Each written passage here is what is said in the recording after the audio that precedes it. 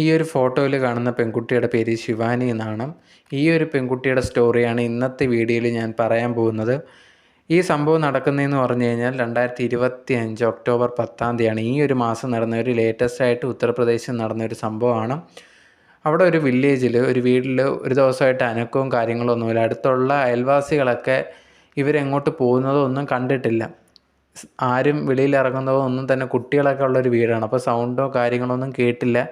എന്താണ് സംഭവം എന്നറിയാൻ വേണ്ടി വീടിൻ്റെ അടുത്തേക്ക് ചെല്ലുന്നു. വീട്ടിൽ ചെന്നിട്ട് ബെല്ലടിക്കുന്നുണ്ട്, പക്ഷെ ആരും തുറക്കുന്നില്ല. തട്ടി നോക്കുന്നുണ്ട്, എന്നിട്ടും തുറക്കുന്നില്ല.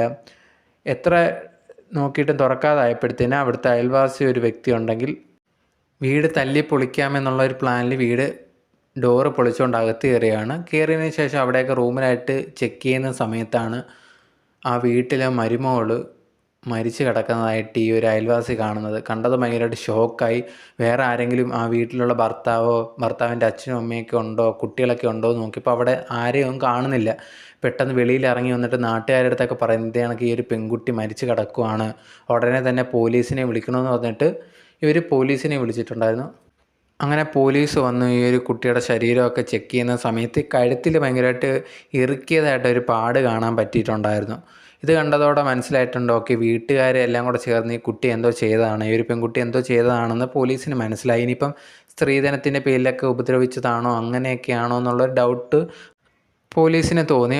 പോലീസ് ഉണ്ടെങ്കിൽ ഈ ഒരു പെൺകുട്ടിയുടെ പേരെന്താണെന്നും അച്ഛനും അമ്മയൊക്കെ ഉണ്ടോ, എവിടെയാണെന്നുള്ള കാര്യങ്ങൾ അങ്ങനെയൊക്കെ തിരക്കാൻ തുടങ്ങി. ഈ പെൺകുട്ടിയുടെ പേര് ശിവാനി എന്ന് മനസ്സിലായി. ഒരമ്മ മാത്രമേ ഉള്ളൂ, അച്ഛൻ മരിച്ചുപോയി. അമ്മയുടെ പേരെന്ന് പറയുന്നത് പ്രേമാവതി എന്നാണ്. അടുത്തുള്ളൊരു ഗ്രാമത്തിലാണ് താമസിക്കുന്നത്. 20 വയസ്സൊക്കെ ആയപ്പോഴാണ് കല്യാണം കഴിച്ചിട്ടുണ്ടായിരുന്നത്. ഇപ്പം 24 വയസ്സുണ്ട്, 2 കുട്ടികളുണ്ട്. ഒരു ആൺകുട്ടി ഒരു പെൺകുട്ടിയും. പെൺകുട്ടിക്ക് 2 വയസ്സ്, ആൺകുട്ടിക്ക് ഇപ്പോൾ ഒരു 6 മാസത്തോളം മാത്രമേ ആയിട്ടുള്ളൂ എന്നുള്ളൊരു കാര്യങ്ങളൊക്കെ മനസ്സിലാവുന്നുണ്ട്.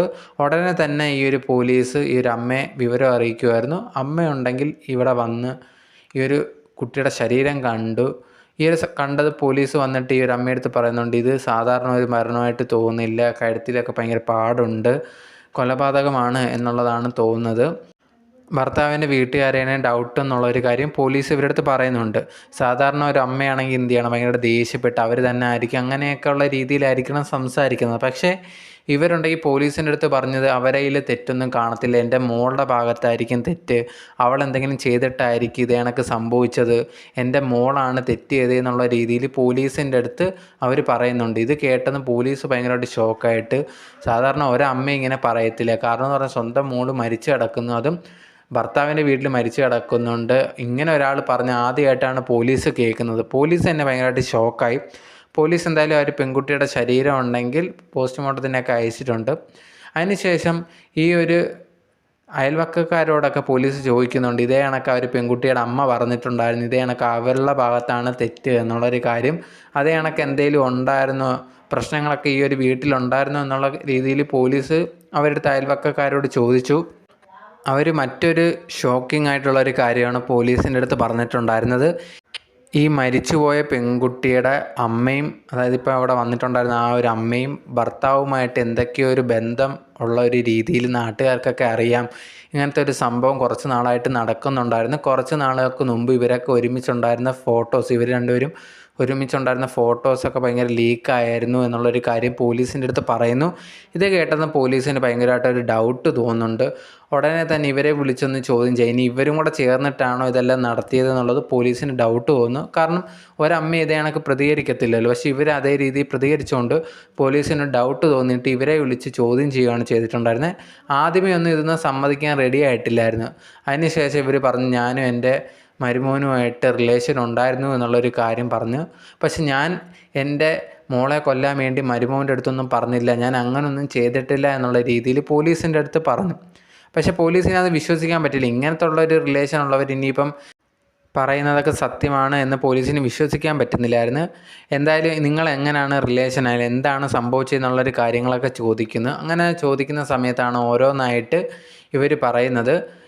തൻ്റെ മോക്കുണ്ടെങ്കിൽ ഒരു 18 വയസ്സൊക്കെ കഴിഞ്ഞപ്പോൾ തന്നെ കല്യാണം കഴിപ്പിച്ച് വിടണം എന്നുള്ള രീതിയിൽ പ്ലാൻ ചെയ്യുന്നുണ്ട്. അടുത്ത് തന്നെയുള്ള ഏതെങ്കിലും ഗ്രാമത്തിൽ നിന്നുള്ള ഒരാളെ അന്വേഷിക്കുമായിരുന്നു. അതുപോലെ തന്നെ സെയിം ബാക്ക്ഗ്രൗണ്ടുള്ള, ഭയങ്കര പൈസ ഉള്ളവരെയൊന്നും വേണ്ട, സെയിം ബാക്ക്ഗ്രൗണ്ടുള്ളവരെയൊക്കെ തപ്പിയാൽ മതി, ഇല്ലെങ്കിൽ പ്രശ്നമാവും എന്നുള്ളത് ഈ ഒരു സ്നേഹലതയ്ക്ക് അറിയാമായിരുന്നു. എന്തായാലും അങ്ങനെയൊക്കെ ചെക്ക് ചെയ്ത് ഒരു 2 വർഷത്തോളം എടുത്തിട്ടാണ് ഈ ഒരു ഭർത്താവായിട്ടുള്ള, അതായത് മോള് കല്യാണം കഴിച്ച ഒരു വ്യക്തിയുടെ പേര് പ്രമോദ് എന്നാണ്, അവനെ കണ്ടുപിടിക്കുന്നതും. അവനുണ്ടെങ്കിൽ ഒരു ഫോട്ടോ കണ്ടതും ഈ ഒരു പെൺകുട്ടി ഇഷ്ടപ്പെടുന്നു, കല്യാണം ആലോചിച്ച് വരുന്നുണ്ട്. ഈ ഒരു പെൺകുട്ടി നേരിട്ട് കണ്ടപ്പോഴും ഇഷ്ടപ്പെട്ടു. പക്ഷേ അവൻ ഈ ഒരു പെൺകുട്ടി ഇഷ്ടപ്പെടുന്നതിൻ്റെ കൂടെ തന്നെ ഈ ഒരു അമ്മായിയമ്മയെ അവന് ഭയങ്കരമായിട്ട് ഇഷ്ടപ്പെട്ടു. ഒരു നോട്ടമൊക്കെ ഇട്ട് വെച്ചിട്ടുണ്ടായിരുന്നു, നമുക്ക് ഉപകാരപ്പെടും, കാരണം ഭർത്താവൊന്നും ഇല്ലല്ലോ എന്നുള്ള രീതിയിൽ ഉപകാരപ്പെടുമെന്ന് വെച്ചിട്ട് നോട്ടം ഇട്ട് വെച്ചിട്ടുണ്ടായിരുന്നു. അതിന് ശേഷം കല്യാണം കഴിയുന്നു, നല്ല രീതിയിൽ ജീവിച്ചു പോകുന്നുണ്ടായിരുന്നു, കുട്ടികൾ ജനിക്കുന്നു.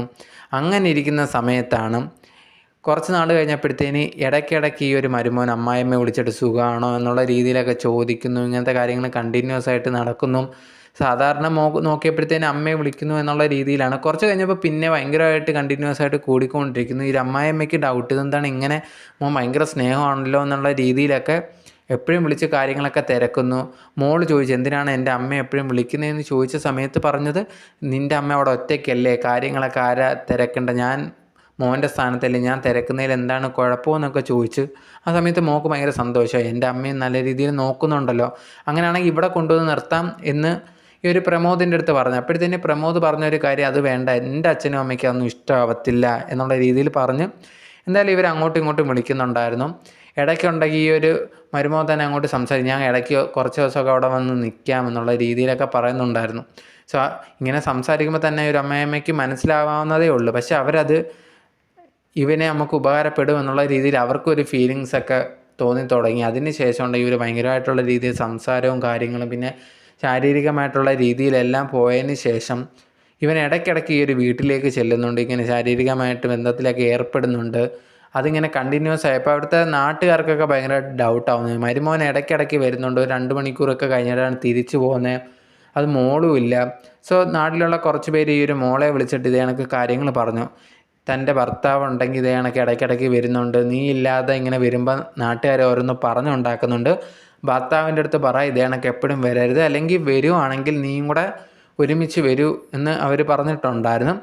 ഭർത്താവ് തിരിച്ച് വീട്ടിൽ വന്ന സമയത്ത് ഈ ഒരു ഭാര്യ പറയുന്നുണ്ട്, ഇങ്ങനെ ഇടയ്ക്കിടയ്ക്ക് അങ്ങോട്ട് പോകണ്ട, എൻ്റെ അമ്മയ്ക്ക് ഒരു പേരുദോഷം വരുന്നുണ്ട്, നാട്ടുകാരൊക്കെ ഓരോന്ന് പറഞ്ഞുണ്ടാക്കുന്നത് എന്നൊക്കെ പറയുന്ന കേട്ടപ്പോഴത്തേന് ഈ ഒരു പ്രമോദ് പറയുന്നുണ്ട്, ഓക്കെ അങ്ങനെയാണെങ്കിൽ ഇനി ഞാൻ അങ്ങോട്ട് പോകുന്നില്ല, നമുക്ക് ഒരുമിച്ച് മാത്രമേ പോകാം എന്നുള്ള രീതിയിൽ ഭാര്യയായിട്ടുള്ള ശിവാനി എടുത്ത് ഉറപ്പും പറഞ്ഞിട്ടുണ്ടായിരുന്നു. പക്ഷേ ഈ കാര്യങ്ങളൊന്നും അവ അനുസരിക്കുന്നില്ലായിരുന്നു, പിന്നെയും കാണാൻ പോകുന്നുണ്ടായിരുന്നു. ഇത് പിന്നെയും ഈ ഒരു ശിവാനി എടുത്ത് നാട്ടുകാർ വിളിച്ച് പറയുന്നുണ്ടായിരുന്നു. അങ്ങനെ ഇരിക്കുന്ന സമയത്ത് ഒരു ദിവസം ഈ ഒരു ഭാര്യയെടുത്ത് ഈ ഒരു പ്രമോദ് പറയുകയാണ്, ഞാൻ അമ്മയെ കാണാൻ പോവുകയാണ്, കുറച്ച് സാധനങ്ങളൊക്കെ വാങ്ങിച്ചു കൊടുത്ത് പൈസയും കൊടുക്കാൻ പോവുകയാണ് എന്നുള്ള രീതിയിൽ പറഞ്ഞിട്ട് പോവുമായിരുന്നു. ഈ ഒരു ശിവാനി പിറവെ ഇവനെ ഫോളോ ചെയ്തിട്ട് പോയി. അങ്ങനെ വീടിൻ്റെ അവിടെ ചെന്നു. വീട്ടിലാണെങ്കിൽ ഇവൻ ചെന്ന് കതവ് തട്ടുന്നു. ശിവാനിയുടെ അമ്മയുണ്ടെങ്കിൽ വാതിൽ തുറക്കുന്നതായിട്ട് കണ്ടിട്ടുണ്ട്. ഭയങ്കര സാരിയൊക്കെ കൊടുത്ത് മുല്ലപ്പൂവൊക്കെ വെച്ചിട്ടാണ് തുറക്കുന്നത്. ഇത് ശിവാനി കാണുന്നു. സാധാരണ ഇങ്ങനെയൊന്നും അമ്മ നിൽക്കാതെയാണ്, സാധാ രീതിയിലാണ് ഡ്രസ്സൊക്കെ ഇട്ട് നിൽക്കാറുള്ളത്. അപ്പം അത് കണക്ക് ഈ ഒരു പ്രമോദ് വീടിൻ്റെ അകത്ത് കയറുന്നു, കതവ് അടയ്ക്കുന്നു. എന്താണ് സംഭവം എന്നറിയാൻ വേണ്ടി ശിവാനി ഉണ്ടെങ്കിൽ ഇവരെ വീടിൻ്റെ ബെഡ്റൂം ഏരിയയിൽ അവിടെ ജനലൊക്കെ തുറന്ന് കിടക്കുന്നതായിരിക്കും എന്ന് ശിവാനിക്കറിയാം. അവിടെ ചെന്നിട്ട് ഈ ഒരു ശിവാനി ഈ ഒരു ജനലിലൂടെ നോക്കിയപ്പോഴത്തേന് കട്ടിലിനകത്ത് തൻ്റെ ഭർത്താവും അമ്മയും കൂടെ കാണാൻ പാടില്ലാത്ത രീതിയിലാണ് കണ്ടിട്ടുണ്ടായിരുന്നത്. ഇത് കണ്ടതും ഭയങ്കരമായിട്ട് ഷോക്കായി ശിവാനി. അതുപോലെ തന്നെ ദേഷ്യമായിട്ട് നേരെ ഫ്രണ്ട് ഡോറിൽ ചെന്ന് ഭയങ്കരമായിട്ട് വാതിൽ ഇടിക്കുകയായിരുന്നു ചെയ്തിട്ടുണ്ടായിരുന്നത്. ഇത് സൗണ്ട് കേട്ടതും ഭയങ്കരമായിട്ട് ഷോക്കായിപ്പോൾ. ഇവരാരാണ് ഈ വന്നിങ്ങനെ അടിക്കുന്നതെന്നുള്ളത്. ഇവർ ഡ്രസ്സൊക്കെ ഇട്ടിട്ട് വന്ന് കതവ് തുറന്ന് നോക്കിയപ്പോഴത്തേന് ശിവാനിയാണ് കണ്ടത്. ശിവാനി ഭയങ്കരമായിട്ട് ഭർത്താവിൻ്റെ അടുത്ത് ചോദിക്കും, നിങ്ങൾ എൻ്റെ അമ്മയായിട്ട് എന്താണ് ഈ കാണിക്കുന്നതെന്നുള്ള രീതിയിൽ ഭയങ്കര ദേഷ്യപ്പെട്ട് ചോദിക്കുന്നുണ്ട്.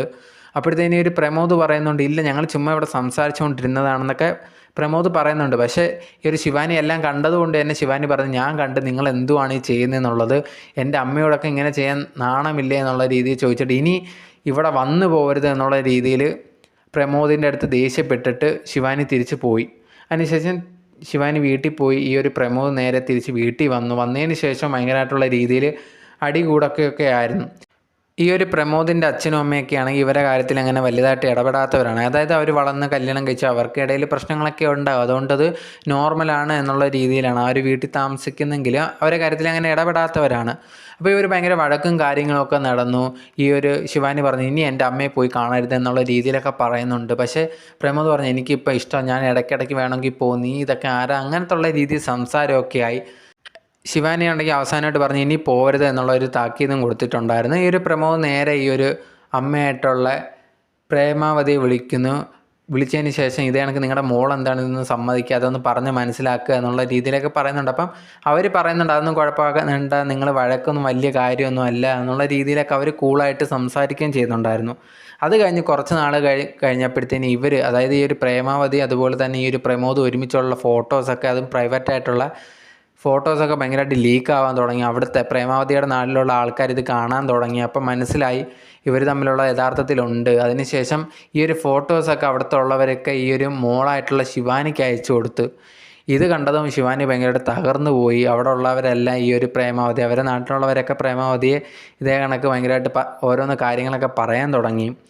ഈ ഒരു പ്രമോദ് ജോലിയൊക്കെ കഴിഞ്ഞ് തിരിച്ച് വന്ന സമയത്ത് ഈ ഒരു കാര്യത്തെപ്പറ്റി സംസാരിച്ച് ഇവർ തമ്മിൽ ഭയങ്കരമായിട്ടുള്ള വഴക്ക് നടന്നിട്ടുണ്ടായിരുന്നു. ഈ ഒരു പ്രമോദിൻ്റെ അച്ഛനും അമ്മയൊക്കെ ഇത് സാധാരണ നടക്കുന്നതാണല്ലോ എന്നുള്ള രീതിയിൽ അതിൻ്റെ കാര്യങ്ങളൊക്കെ വിട്ടിട്ടുണ്ടായിരുന്നു.